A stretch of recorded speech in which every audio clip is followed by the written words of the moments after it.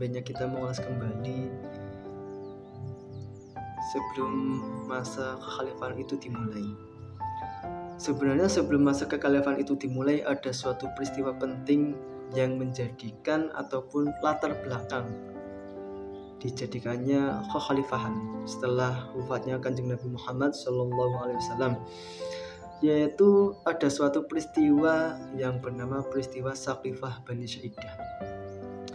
Peristiwa Saqifah Bani Saidah terjadi setelah wafatnya Nabi Muhammad SAW pada tahun 632 Masehi. Sekelompok kaum Ansor, penduduk asli Madinah, berkumpul di sebuah balai pertemuan milik Bani Saidah untuk membahas siapa yang akan menjadi pemimpin umat Islam selanjutnya. Mereka merasa lebih berhak atas kepemimpinan karena telah menerima dan membela Nabi Muhammad SAW sejak awal. Berita tentang pertemuan ini sampai kepada beberapa tokoh Muhajirin, kaum pendatang dari Mekah, termasuk Abu Bakar dan Umar bin Khattab. Mereka segera menyusul ke Saqifah, berargumentasi bahwa kepemimpinan seharusnya berada di tangan kaum Muhajirin karena mereka adalah keluarga dan sahabat terdekat Nabi Muhammad SAW dengan tegas, serta yang pertama kali memeluk Islam. Dan setelah terjadi peristiwa itu, terjadi perdebatan sengit di antara kedua kelompok tersebut. Kaum Ansor mengusulkan agar kepemimpinan dibagi menjadi dua, satu dari kalangan mereka dan satu dari kalangan Muhajirin. Namun usulan ini ditolak oleh Umar bin Khattab yang dengan tegas mendukung Abu Bakar sebagai khalifah. Setelah perdebatan yang cukup panjang, Abu Bakar akhirnya dibaiat, diangkat menjadi khalifah pertama umat Islam. Peristiwa ini menjadi penting karena menandai awal dari sistem kekhalifahan dalam Islam dan juga menunjukkan adanya perbedaan pendapat politik di kalangan umat Islam pasca wafatnya Kanjeng Nabi Muhammad SAW. Jadi peristiwa Saqifah Bani Saidah adalah salah satu latar belakang yang menjadi pondasi penting berjalannya masa kekhalifahan. Oke, baik, di sini saya akan menjelaskan bagaimana sistem pemerintahan, kemudian pergantian kepala negara dari Khalifah Abu Bakar dan juga Umar bin Khattab. Yang pertama yaitu Khalifah Abu Bakar As-Siddiq. Jadi sepeninggal atau ketika wafatnya Nabi Muhammad itu membuat keadaan Madinah itu bising dengan tangisan.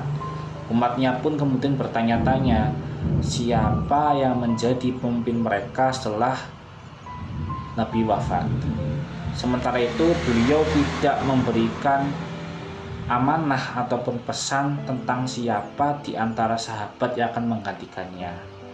Oleh karena itu terjadi perdebatan pada saat itu untuk siapa yang berhak melanjutkannya.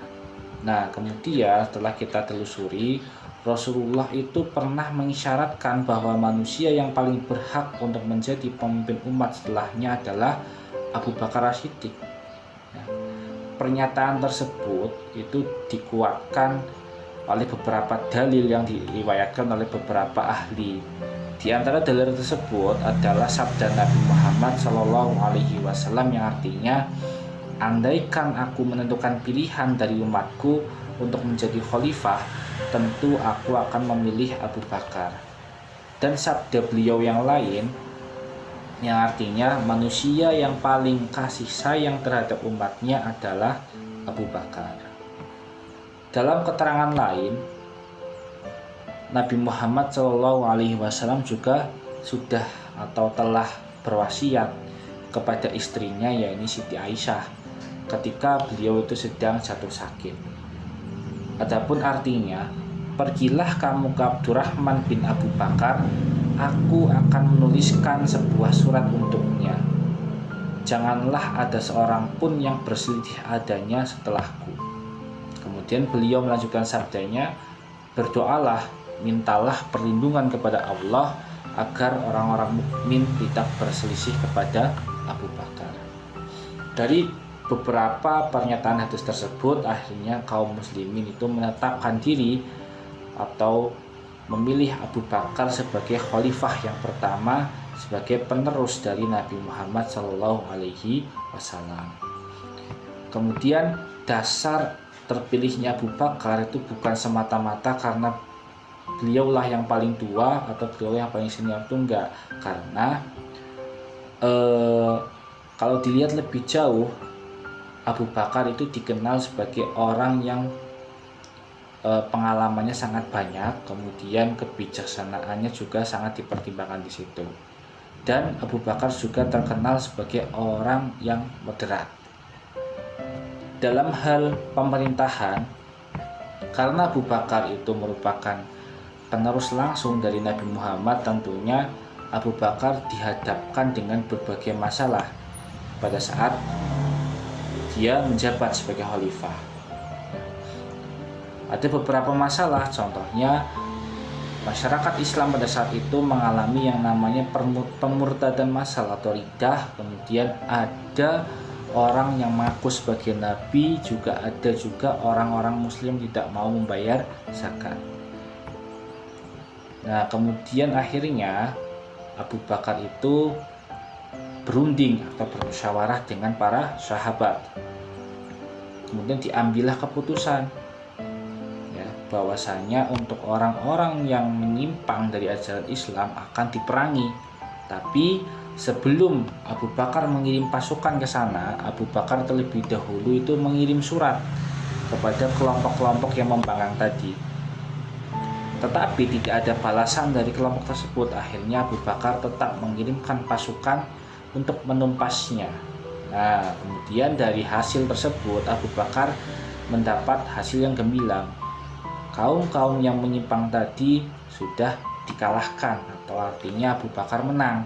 Tapi dalam memerangi kaum murtad tadi, dari kalangan kaum muslim itu banyak yang syahid. Karenanya itu Umar merasa resah. Sebagian besar kaum muslim yang ikut berperang pada saat itu adalah hafiz atau penghafal Al-Quran.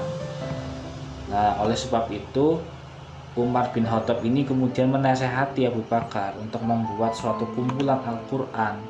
Ya, meskipun pada awalnya itu Abu Bakar agak ragu untuk melakukannya, namun akhirnya ia memberi persetujuan dengan menugaskan Zaid bin Sabit untuk kemudian mengumpulkan dan menuliskan Al-Quran. Menurut Jalaluddin Al-Suyuti bahwa pengumpulan Al-Quran itu juga termasuk jasa besar dari Khalifah Abu Bakar As-Siddiq. Nah, untuk kekuasaan yang dijalankan pada masa Abu Bakar itu sebagaimana pada masa Rasulullah bersifat sentral. Kekuasaan legislatif, eksekutif, dan yudikatif terpusat kepada pemimpin negara. Tetapi Abu Bakar tentunya menunjuk sahabat yang lain untuk membantunya. Adapun sahabat yang dilibatkan dalam pemerintahan dalam bidang eksekutif sendiri itu dikomandoi oleh Ali bin Abi Thalib, Utsman bin Affan, dan juga Zaid bin Sabit sebagai sekretaris. Kemudian Abu Ubaidah itu sebagai bendahara. Sementara itu di bidang yudikatif itu dikomandoi oleh Umar bin Khattab sebagai hakim agung. Di dalam di dalam kepemimpinannya itu Abu Bakar ada yang namanya sistem Ahlul Hal wal Aqd.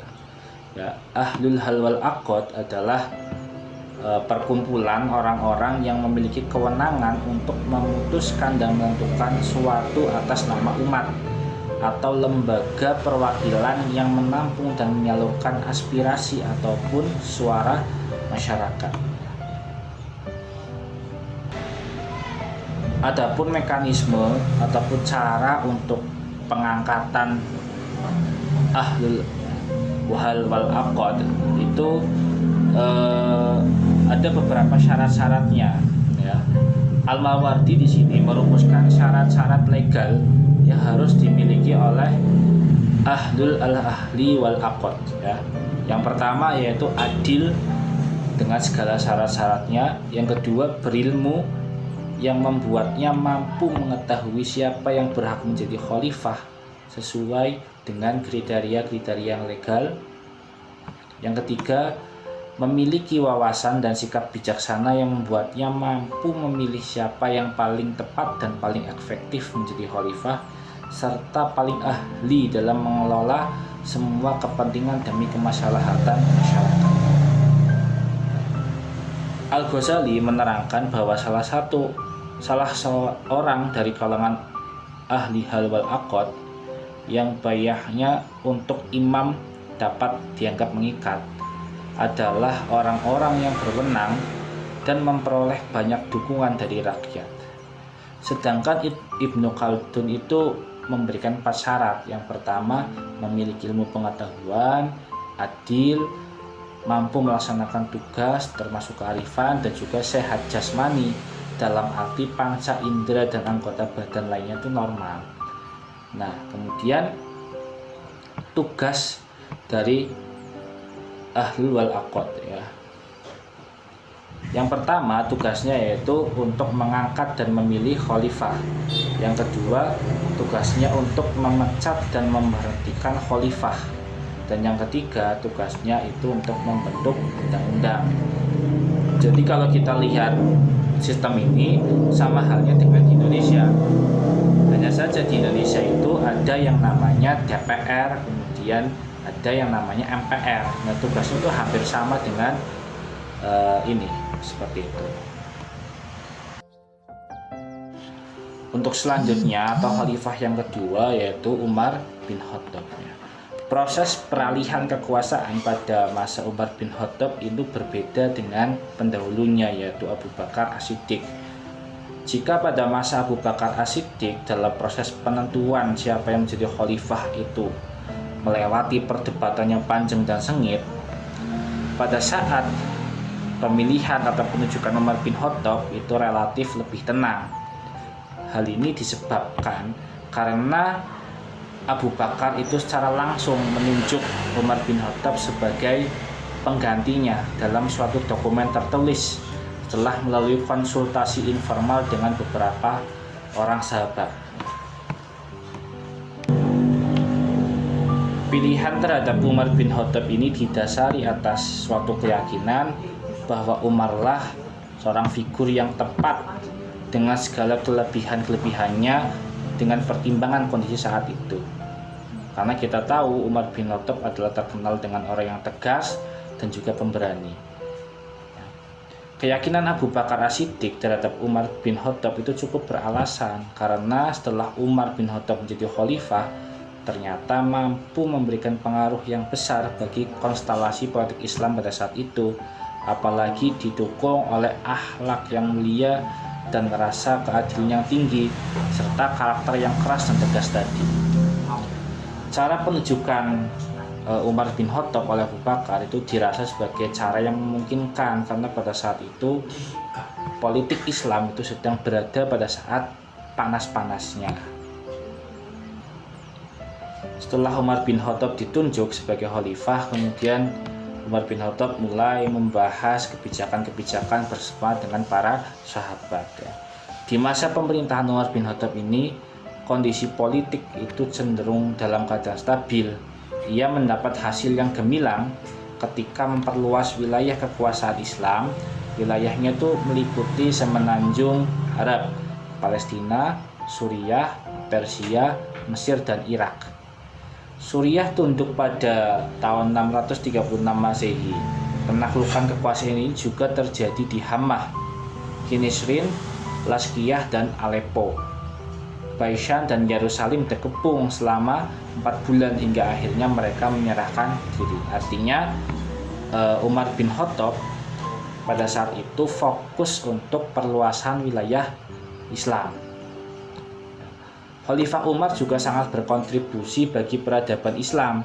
Selain memperluas wilayah, dia juga pandai berpolitik dan hebat memenangkan peperangan. Tak hanya itu, Umar bin Khattab membentuk pasukan tentara untuk menjaga perbatasan, mendirikan dewan dan baitul mal, mencetak uang, mengatur gaji, mengangkat para pejabat, hakim, dan menyelenggarakan hisbah, dan juga mengawasi pasar. Terbukti di masa kekuasaan Umar terjadi berbagai penaklukan yang begitu cepat dan administrasi pemerintahan mengalami perkembangan yang cepat juga. Kepemimpinan Umar bin Khattab itu berprinsip demokratis dalam pemerintahannya. Dia mementingkan hak-hak rakyat, bahkan merevisi dan mengkaji ulang kebijakan yang berlaku jika diperlukan untuk mencapai kebaikan umat Islam. Umar bin Khattab menetapkan sistem pembayaran upah ataupun gaji. Pengadilan juga dibentuk untuk memisahkan lembaga yudikatif dari eksekutif, dan kepolisian pertama dibentuk pada masa Umar. Landasan politik yang selanjutnya dilakukan Umar adalah demokrasi berupa pembentukan dua majelis permusyawaratan, yaitu Badan Syuro yang terdiri dari sidang umum dan juga sidang khusus. Hal awal yang dilakukan ialah mengumpulkan umat Islam khususnya yang tinggal di ibu kota untuk membahas beberapa masalah-masalah penting dengan menerima saran dan usulan mereka. Jadi pada saat itu dibentuklah sebuah perkumpulan terutama untuk masyarakat yang tinggal di ibu kota untuk kemudian dimintai keterangan kira-kira apa masukan dari mereka untuk kemajuan Islam.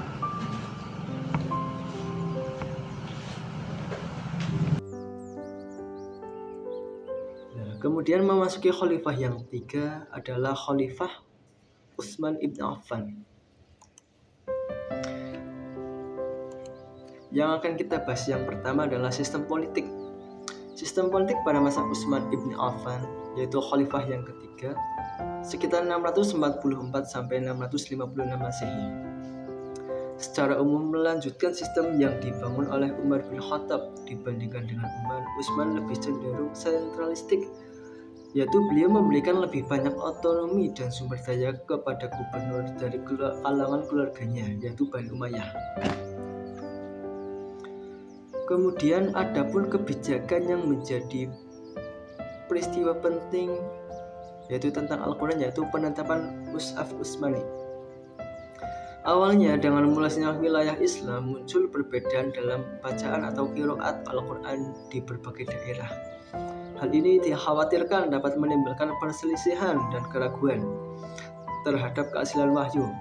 Kemudian menyikapi situasi ini, Utsman ibn Affan membentuk panitia yang diketuai oleh Said bin Thabit untuk menyusun satu naskah standar Mushaf Imam berdasarkan dialek Quraisy. Dialek Al-Quran diturunkan. Mushaf lain yang berbeda kemudian dimusnahkan untuk menjaga kesatuan umat dalam membaca dan memahami Al-Quran. Mushaf standar inilah kemudian dikenal sebagai Mushaf Utsmani dan menjadi qiraat ataupun seni membaca hingga saat ini. Tujuannya adalah menjaga kemudian teks yaitu dan kemudian persatuan umat Islam dalam mengamalkannya. Itu. Kemudian di sisi lain juga ada peristiwa penting pada masa Utsman bin Affan, yaitu terjadi tuduhan nepotisme pada masa Utsman bin Affan. Utsman bin Affan adalah khalifah ketiga. Tuduhan ini muncul karena Utsman mengangkat beberapa anggota keluarganya, terutama dari Bani Umayyah, untuk menduduki posisi penting dalam pemerintahan. Beberapa contoh yang sering disebut adalah yang pertama Muawiyah bin Abu Sufyan, yaitu sepupunya Utsman. Tetap dipertahankan sebagai gubernur Syam ataupun Suriah, sebuah wilayah yang sangat strategis. Kemudian yaitu Abdullah bin Sa'ad bin Abi Shah, saudara sepersusuan Utsman, diangkat menjadi gubernur Mesir setelah sebelumnya dicopot oleh Umar bin Khattab. Kemudian tokoh yang ketiga Marwan bin Hakam, sepupu sekaligus menantu Utsman, menjadi penasehat dan sekretarisnya dan memiliki pengaruh yang besar dalam pengambilan kebijakan. Para pengkritik Utsman melihat pengangkatan kerabatnya ini sebagai tindakan nepotisme, yaitu praktik mengutamakan keluarganya dalam pemberian jabatan dan kekuasaan. Mereka berpendapat bahwa Utsman tidak adil dan lebih mengedepankan kepentingan keluarganya daripada kepentingan umat Islam secara keseluruhan.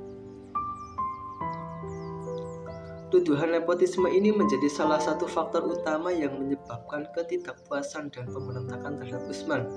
Puncaknya, para pemberontak mengepung rumah Utsman dan akhirnya membunuhnya pada tahun 656 Masehi. Peristiwa ini menjadi awal dari fitnah besar masa kekacauan dalam sejarah Islam dan memicu terjadinya perang saudara pertama, yaitu fitnah kubro.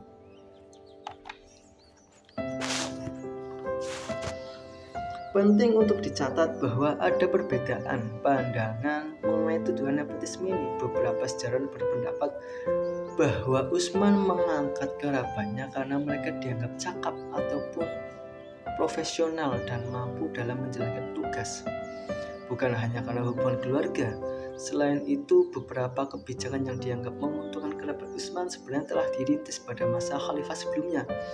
Namun perspektif publik pada saat itu terlanjur negatif, dan tuduhan nepotisme tetap menjadi salah satu faktor penting dalam gejolak politik di akhir masa pemerintahan Utsman bin Affan.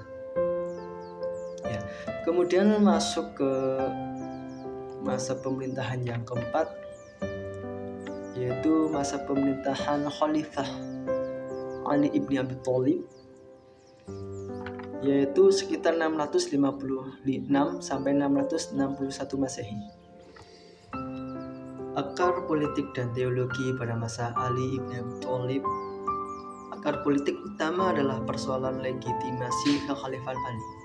Sebagian besar umat Islam di Madinah membaiat Ali sebagai khalifah setelah terbunuhnya Utsman. Namun sekelompok tertentu, terutama Muawiyah bin Abi Sufyan, yaitu gubernur Syam dan kerabat Utsman yang tadi saya jelaskan, menolak mengakui kekhalifahan Ali sebelum para pembunuh Utsman diadili. Tuntutan qisas ataupun balas dendam Muawiyah dan pendukungnya menjadikan tuntutan atas pembunuhan Utsman sebagai alasan utama penolakan mereka terhadap Ali. Mereka menuduh Ali melindungi atau tidak bertindak cukup tegas terhadap para pemberontak. Perpecahan umat, penolakan ini memicu perpecahan politik yang mendalam di kalangan umat Islam yang berujung pada perang saudara, yaitu fitnah al-kubra. Pertempuran besar seperti perang Jamal dan perang Siffin adalah manifestasi dari akar politik ini. Munculnya faksi-faksi politik yang berbeda seperti melalui kemudian Syiah Muawiyah dan kelompok yang memilih untuk netral.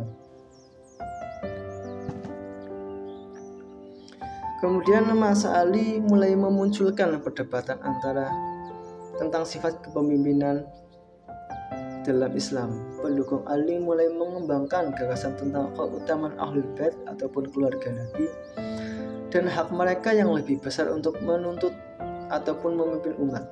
Muncul kelompok Khawarij, merupakan perkembangan teologis dan politik yang signifikan. Mereka awalnya mendukung Ali, namun kemudian menentangnya karena menerima arbitrase dalam perang Siffin. Secara teologis, mereka memiliki pandangan radikal tentang dosa dan kafir, mengkafirkan Ali dan Muawiyah serta orang-orang yang terlibat dalam arbitrase. Qadariyah dan Jabariyah, meskipun belum sebelumnya terbentuk sebagai aliran teologi yang matang, benih-benih perdebatan tentang kehendak bebas Qadariyah dan takdir Jabariyah mulai muncul dalam menanggapi peristiwa politik yang terjadi, bagaimana peran manusia dan kehendak Tuhan dalam konflik yang terjadi menjadi pertanyaan teologis yang relevan. Konsep keadilan bagi pendukung Ali, penekanan pada keadilan menjadi landasan atas kepemimpinannya dan menentang ketidakadilan dan tetap akan melawan jika ada yang tidak mengikutinya.